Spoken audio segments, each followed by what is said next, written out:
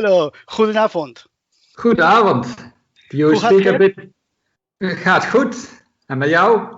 Ja, alles goed, ja. How much of Dutch you speak? Een beetje. Niet zo goed, maar ja, Samish woorden. Good. I'm impressed. Ik kom uit Uruguay, maar ik woon in Nederland al 2 jaar. Je woont in Nederland? In Rotterdam. Rotterdam. Ja, Rotterdam, ja. Goed? Goed, maar het is een moeilijke taal. Erg moeilijke taal. Zeer moeilijk, ja. Mijn vriendin spreekt geen Nederlands.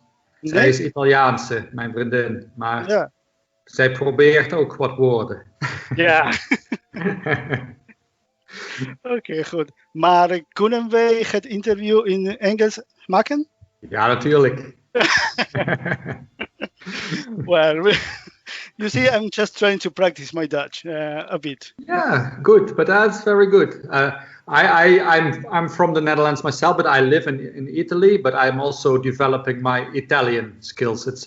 For me, Italian is as difficult as for you Dutch, probably. Yeah, I can imagine that. Yeah. So, parla italiano o non parla italiano? Io parlo un poco italiano. Un poco de... Come sta Sicilia? È molto bello. Molto bellissima. Bello. Sì, un'isola bellissima. How long have you been living there in Sicily, in Italy? Now the last 2 years, more often because of the pandemic. But I live here already on and off for like 8 years, but I was not so much home because of all the tours. But now the last 2 years, I'm more home. So now I can practice my Italian better.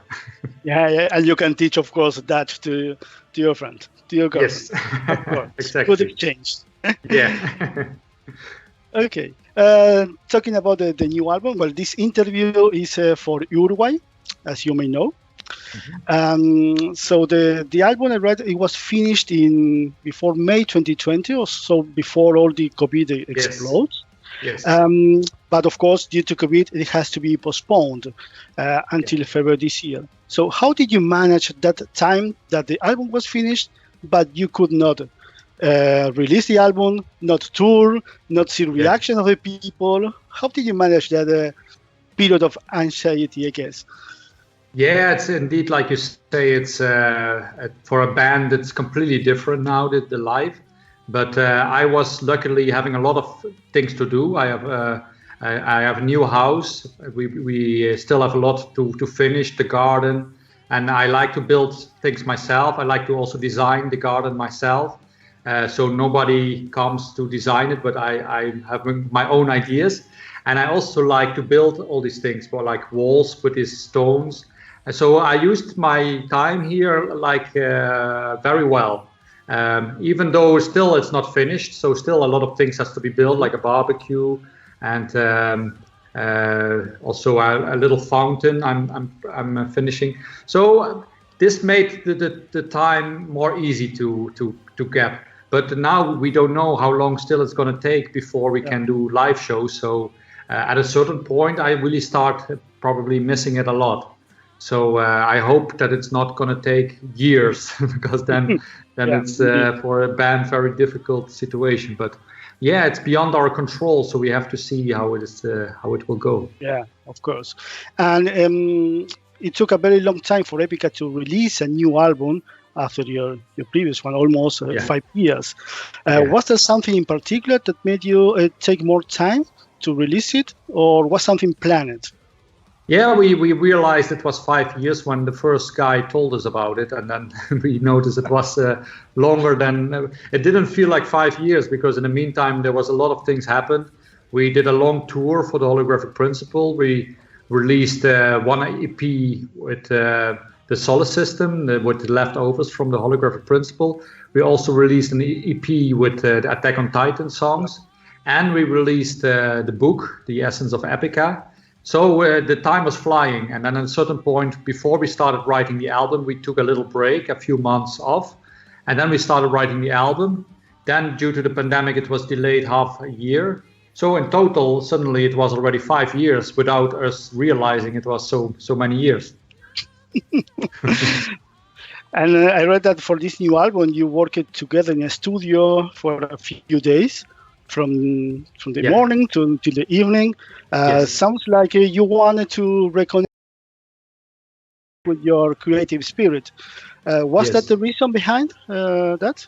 Yeah, because we usually work a lot by the internet because we live in different countries, in 4 different countries. So in Belgium, Netherlands, Germany, and Italy. So 4 different, and by coming together, we could work on each other's tracks and see each other. It's more connecting also, So we booked like 1 week because we thought if we do too long and we get tired of each other, then we are sitting there. If we do too short, then it's not good for the inspiration either. But after 1 week, we thought we could have done it even 1 more week because it felt so good and we had so many nice ideas and such a good time with each other that it felt even too short. But it really helped us by bringing the songs to the next level because I felt like when we were working together, there was a lot of things happened with the songs. So some songs, of course, stayed a bit more the same than others, but some songs really made a huge transformation. And because of this week, I think that there was more like, they became really more like a group effort, this whole album. And everybody feels very connected to this album, also on a personal level, because we did it all together. So everybody was very important and contributed a lot of their own things in the album. I can imagine that if this is a group effort and everybody's contributed to the songs and to the album, in theory, perhaps it sounds easy, but perhaps in practice, sometimes it could be not. I think that it also requires that just to leave the egos apart and just focus to the band, right? Yeah, because in many bands, then there is like, or you have like just one songwriter and everybody listens to the one songwriter. But in our band, we have 5 songwriters, and it's a great thing to have 5 songwriters, but it only works if everybody puts indeed their ego aside and just goes for the greater good. Because if that would be not the case and everybody wants to push their own songs, then it doesn't work. But like this, that everybody put their ego aside and just only the best songs count, and then it's a great feeling that everybody's able to do that, and then you can also achieve great results. And the good positive thing about that is as well, because in bands where there's just one songwriter, if the one songwriter has no inspiration, you get already a very boring album. And in our case, there's always, if one guy has no inspiration, there's still 4 guys with a lot of inspiration left. So there's always good ideas coming up. And is it something that perhaps you are going to keep on practicing in the future, or you don't know? Yeah, we already said to each other we're gonna definitely keep on doing this because we felt so happy doing that we're gonna do then the next time maybe even 2 times 1 week, so like 2 sessions, because we were very happy with this result. But before that, you also traveled to Prague, right? Just to record with the Prague Philharmonic Orchestra. How was that experience? Yeah, that was right before the lockdown, so we were very lucky that we could still do that. Just in time. Just in time, because 1 week later and everything was locked, so that then could have not been anymore. So like this, when you're there, and it's a lot of preparation already. First, indeed, you have to make the arrangements. Then you have to write all the scores, like for everybody the sheet music, and every musician needs their own sheet music. So it's like 2 weeks from morning till evening working on the scores. But then when everything is prepared very well, you come there, everybody gets their parts and they start playing it. They never rehearse it, they just read it and start playing it. Wow. So these musicians, they are extremely good. And sometimes there's, of course, this really crazy parts that we have, then they have to look one more time. But then the second time they play it already right away. So it's incredible, this craftsmanship of these people. They are very good musicians. Yeah. So did you were you expected from a long time ago to work with them, or just happened now? Yeah, we actually, with my other band Mayan, we did a test for the album Jana. We recorded 1 day with the Prague Symphony Orchestra, and we thought if that works well, we will do it with EPICA also for the whole album. And it worked really well with Mayan. We were very satisfied with the results and the way of working. And therefore, we decided with EPICA to do the whole album with that orchestra. Mm-hmm. Going to the album, the title Omega, of course, it's talking about this point of theory that you also like a lot. But is this more like a personal thing that you wanted to have this title, or also it was shared with the rest of the band? Yeah, I usually when I write lyrics, it's first of all a personal thing. But I'm always happy to hear that the band is very interested, and they ask me what do you want to tell with this part. And with Simone, I share 50% of the lyrics, so she writes also half of the lyrics. And especially this time, we were all the time on the same with the same idea. So we were really very much on the same page with the lyrics this time. Because on some other albums, she was a bit going that way, me that way. But on this album, it felt really like a unity. She was interested in the same topics at the same time as I was. So it was very nice. Also, we wrote even one lyric together, the Freedom and the Wolves Within song. We wrote together the lyric. Mm-hmm. The album begins with the intro Alpha, and of course finishes with Omega. The Alpha and the Omega. Yeah. But this album is like very far away to be the Omega album of EPICA, but perhaps the beginning of a new chapter. Do you feel like that? Yeah, everything is possible. But in these times, when we wrote this album and started recording, we had no idea what was going to come. And we are now living in chaotic times. Yeah. But history has showed us that all the time when some chaos happened, then it can really get brutal sometimes and very difficult. But always at a certain point, things get better. And then there's a new opportunity, a transformation, so to say. And then after that chaos, there comes a time of beauty and kind of a new paradise. So I'm really looking forward to what comes after this. And then if this is a kind of paradise where we live more like in harmony with nature again, then a new EPICA album would really get a lot of inspiration from that new time. So maybe indeed the Omega is the end of the old times that we were living in. And hopefully, that's at least what I hope for, that we start living in a transformed world where we really live together with animals, plants, nature, and together, working together instead of competition. Because there was a lot of competition the last decades. People were competing each other, greed, money. But now, if we find a way to cooperate, we can create beautiful things. Do you think that these special times and this pandemic help us as humankind to develop in this way? Yeah, I think that sometimes some nasty things have to happen to get the result in the end. And I have the feeling that this is the kind of nasty thing that we have to go through in order for us to make that transformation happen. And sometimes even the nasty things get initiated by the wrong people who are not the right ones to make the transformation happen. But still, that initiation is needed in order for other people to take over and make the beautiful things happen. So that's what I hope for, and that's my dream. Can we find the lightning? The album sounds like EPICA at its purest, and as you said several times in your interviews, a collection of songs to play live. Yeah. Did you think perhaps that with your previous album you reach a point that you need to deliver something different with this new album? Yeah, when I was listening to the holographic principle, for me it's hard to listen to it from the beginning till the end.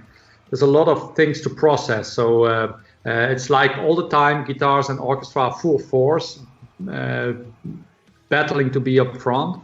And with Omega, we really try to sometimes give the guitars priority and sometimes the orchestra, not all the time all together. And that's something that we consciously took in mind from the beginning of the creation process. So we listened very carefully and we tried to improve the things that we were not happy with about the last album. Still, we are very happy with all the songs, but we always try to change the things that we are not happy with, and then make something better after. And so every album is a result of the previous album, and yeah, therefore you change the things that you think you can do better. So how important then was this 5 years hiatus just to develop this new material? Yeah, and I think that we have now so many albums that we don't necessarily every 2 years need to make a new album. We make a new album now when we really feel that we have something new to offer. And I think that's now the right approach for us, because if we would make too many albums from now on, maybe we start repeating ourselves. And that's something we want to avoid. We want every album to be something bringing to the table that's something that is unique, and not just make an album to make an album. Well, in this new album, you have a couple of songs with Middle Eastern influences, like the Seal of Solomon and Code of Life, with Mira singer also as a guest. So how did you come up with that idea to mix it and to make it an EPICA song?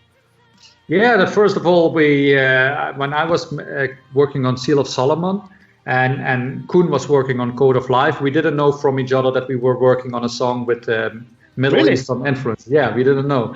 And so at a certain point, we thought we have now 2 cool songs with Middle Eastern influences. Which one shall we put on the album? But we thought, why making a decision? We can put them both on the album. Yeah, and now we notice many fans are really happy that there are 2 songs like this on the album, so we made the right choice.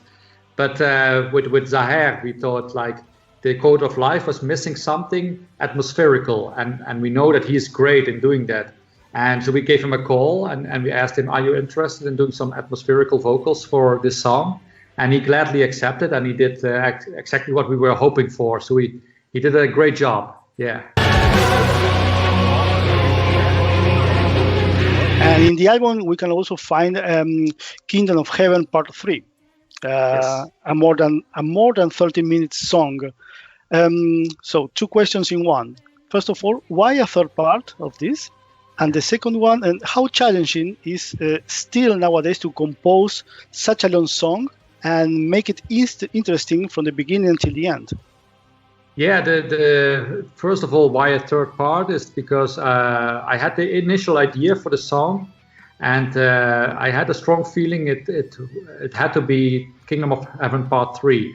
But at the same time, I also had a strong feeling like Kingdom of Heaven Part 3 has to be a song that makes people very enthusiastic, because there's high expectations about Kingdom of Heaven. Because people loved the older Kingdom of Heaven, especially Part 1. That is it's one of the fan favorites of all time. So I thought, if we do a Kingdom of Heaven Part 3, it has to be really a killer song. But at a certain point I was stuck, and I couldn't make it any longer. After like 3 minutes, I didn't know what to do. And then Isaac, he took over, and he came up with some ideas, and then I built some new ideas on that, and then we went back and forth, and until the song was pretty much finished. And then we both had a great feeling about it and introduced it to the band. Then we worked on it together. So it's many layers of work on this song. But then in the end, when we were finished, we all had the feeling like this is a song that can make a difference. And also now that we hear the reactions from the fans, I'm really happy that we worked so hard on this song, and it pays off the expectations, because, of course, when it has the name Kingdom of Heaven, people expect this and nothing less than that. Exactly. So and I think now with the third Kingdom of Heaven that it's finished. The Kingdom of Heaven. This will be it. But to answer your other question, to make a long song, it can go both ways. Either it becomes a great song, or it becomes a little bit boring. And there's always a risk of that when you have a long song that it gets boring, and then when it gets boring, then you failed somehow. Yeah. It has to be interested from the beginning till the end, but that's a very big challenge every time again. Yeah, indeed. So some of these works that you were saying about this song were done in this studio when you were all together? Yes, also we worked on Kingdom of Heaven where we were all together. There was actually, we had all our home studios set up there, And then sometimes we were working in a group of people there in that room, and then at the same time another group of people was working in another room, and we had the freedom to walk in whatever room we wanted. So there were no rules. We could do whatever felt right. So also like the producer Joost was working with Simone on vocal lines, and then we could also join there and add ideas. So whatever we felt like we were doing, and that was the strength of that period, that there were no rules, just going with the flow. So when was the last time that you worked like this for an album? With Maya and my other band, we work pretty much like this also, really together. And but with EPICA, that we worked like this must have been for the last time, like the Consigned to Oblivion album. The second album. Yeah. That's why I was saying in the beginning, like reconnecting yourselves with your... Yes. Yes, and that's also why you have indeed the strength from the beginning combined with the strength from now, the best of both worlds. Yeah, exactly. Another particular song is the Skeleton Kid, that you also have a video for that, and there is also a chord of kids. Yes. Over there. So how did you come with this idea to include a chord of kids for the song? Yeah, that was an idea of Koen, the keyboard player, and he also makes the arrangements for the choirs. And his dream was to record a children choir, also his both own kids sing in a children choir. And we gave him full trust, because we think always like when he has an idea with choirs, we can trust him because he always has good ideas on that. And he didn't disappoint us, because when the children choir was recorded, we were all very happy with the end result. And he didn't overuse it. It's just here and there where it really brings an addition to the choirs. And kids, they have a certain sound that you can never reproduce with an adult choir. So it's simply impossible to do that with an adult choir. So wherever we have the children choir, you can hear it right away. They are the kids. What were the first impressions when you were first releasing your first songs? There was. It's always difficult in a way to release just single songs, because we make always like albums, and every song has a purpose for the whole album. So it's a little bit scary as well to release just like one piece of the puzzle, and then see the reactions that, and also to choose which song, because if you release this song that gives a part of this vibe, then people don't know yet what other kind of songs will be on the album, and then maybe some are disappointed. They say, I expected more like this or that. And but we were very happy with the reactions. But of course, when the actual album gets released, then you get the full reactions, and these ones are the more important ones, because then people really can say what they think about the whole album. And the reactions have been overwhelming. I'm very happy, and we were already happy with the end result, but now that also the fans are very happy with the end result, then it's the circle is full. So what is about the future? What can you talk about? What is possible today with these uncertain times? Yeah, there's always a future, and the glass is half full or half empty, and for us it's half full. So we are happy that we still exist, and we are happy that we managed to keep on going.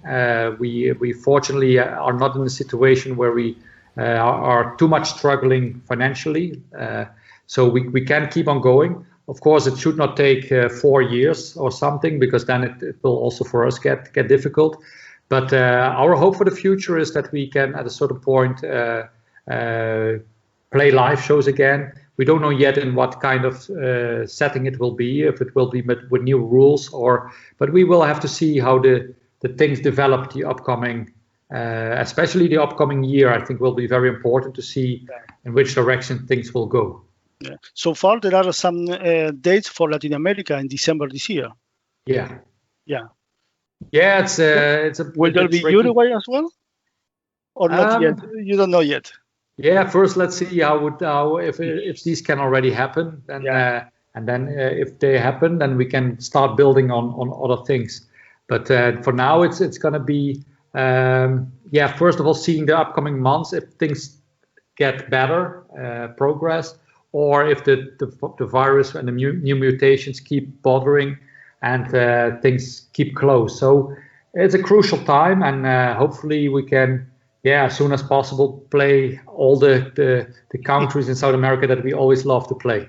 Yeah, and there was also a tour planned with Apocalyptica, but is it still postponed for next year? Is still happening next year? Yeah, it's 2022, and of course that also depends on the rules by then. But I expect that at a certain point that things will start happening again. Mm-hmm. I have read that you were also involved in a project called United Metal Minds. Yes. What is that about? Yeah, United Metal Minds is a project where I work together with talented musicians from all over the world. And then especially the talented musicians that are not famous. So the discovering talents that nobody knows yet. And it's very exciting. It's a lot of work also. And also before we can record the songs, we have to make sure that people can reach the studio. So it's a little bit tricky with that too. But there's already many songs written, and they sound really promising. I'm really happy with the material. And there's so many great and enthusiastic and passionate, talented musicians around the world that it's very, very much fun to work with these people. And one guy that I worked with on United Metal Minds, he's also involved on the new EPICA album that I worked with him on 2 songs, because I liked working with him so much that he made a kind of promotion. Exactly. Yeah. And that I worked with him on 2 songs on the, actually 3 songs on the new EPICA album. And how do you find these new talents? Yeah, I had some kind of campaign running, and then people could join the campaign. And then they're sending me videos, YouTube videos, music that they wrote.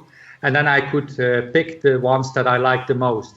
And of course, that's always a hard thing, because everybody is passionate, but not everybody sends good stuff. But there were some people there I was really blown away, and especially that guy I was talking about. He came up with songs that I was really blown away. That was so good, and nobody knows him. So I thought I have to work more with this guy. So it's due to United Metal Minds, I learn also things from other people, and they learn things from me. So it's a very nice way of exchanging knowledge about music.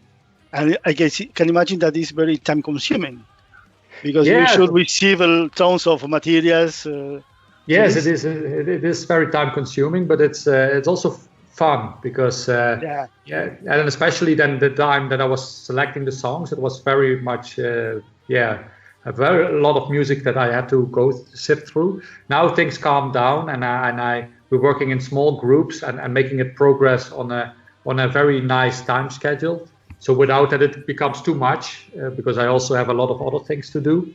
But like this, it works really well. So when there's and also I gave some delegated some of the tasks to the guy that I just talked about. Jerome Bailey is his name, and he's also took some of the work from my shoulders. So now it's easy to process. But in the beginning, it was like inventing the wheel. I didn't know what worked, what doesn't work, or how much work it would be. And now we found a nice way of making it work. Yeah.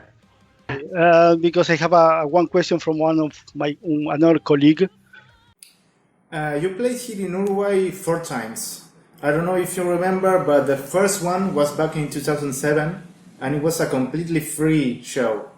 You played with other local acts that had nothing to do with metal at all. Do you recall that experience, and do you remember the other ones? What can you tell us about the many times you've been here in Montevideo? Yeah, because it was organized by Cartoon Nazi as a company, and they were involved in the organization. So it was for us the first time in Uruguay. Indeed, there were some bands that were not having no connection with metal, but for us that never matters, as long as people are having fun. And it seemed like people are having a lot of fun. It was. Yeah. Okay. Mark, thanks a lot for your time. Thank you very much for the new album, It's really awesome.